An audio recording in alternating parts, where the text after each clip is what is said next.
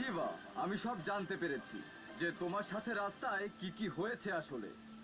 আর এতে রকি আর ওর বন্ধুরা ছাড়া মন্ত্রীরও হাত ছিল। উনি ওনার কাজের শাস্তি অবশ্যই পাবেন। তুমি অনেক সাহসিকতার সাথে এই রেস জিতে আমাদের স্কুলের নাম উজ্জ্বল করেছো। We are proud of you. মন্ত্রী সাহেব, এবার জেলে চলুন শিবার উপর হামলা চালানোর জন্য।